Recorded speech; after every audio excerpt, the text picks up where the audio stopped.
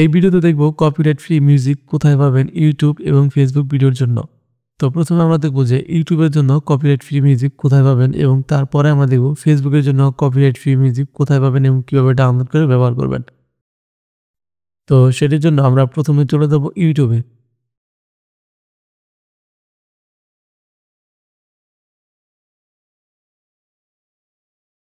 এখান থেকে YouTube studio এখানে ট্যাপ করে এটা ওপেন করে নেব।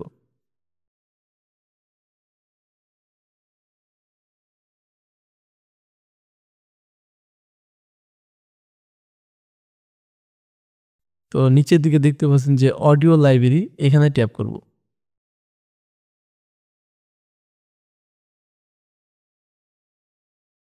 এখানে যে মিউজিকগুলো দেখতে পাচ্ছেন, এখানে প্রতিটা মিউজিক হচ্ছে কপিরাইট ফ্রি। তো এখান থেকে যদি আপনারা মিউজিক নিয়ে ব্যবহার করেন সেক্ষেত্রে কোনো ধরনের কপিরাইট আসবে না। তবে এই মিউজিকগুলো যদি এখান থেকে নিয়ে আবার ফেসবুকে ব্যবহার করেন সেক্ষেত্রে কিন্তু কপিরাইট আসবে। এখানে প্রায় সকল ধরনের মিউজিকই আছে। যদি একটু সময় নিয়ে বেছে বেছে একটা একটা করে দেখেন তাহলে দেখবেন এখানে অনেক সুন্দর সুন্দর মিউজিক আছে যেগুলো আপনি নিয়ে আপনার ভিডিও অনুযায়ী ব্যবহার করতে পারবেন। এছাড়া আরো বেশ কিছু জনপ্রিয় ওয়েবসাইট আছে যেখান থেকে আপনারা কপিরাইট ফ্রি মিউজিক নিয়ে ব্যবহার করতে পারবেন। তবে সেই মিউজিকগুলো 100% নিরাপদ নয়। অনেক সময় দেখা যায় বা অনেক দিন পরে আবার সেই মিউজিকগুলোতে কপিরাইট ধরে। আর যে কারণে আমি ওইগুলো সাজেস্ট করলাম না। 100% নিরাপদ মিউজিক নিতে চাইলে এখান থেকে নিতে হবে। এবার আমরা দেখব ফেসবুকের জন্য কপিরাইট ফ্রি মিউজিক কোথায় পাবেন। সেটির জন্য আমরা চলে যাব গুগল ক্রোম ব্রাউজারে। এখানে লিখব মেটা বিজনেস সুইটস। এখানে প্রথম যে অপশনটি দেখতে পাচ্ছেন এখানে আমরা ট্যাপ করব।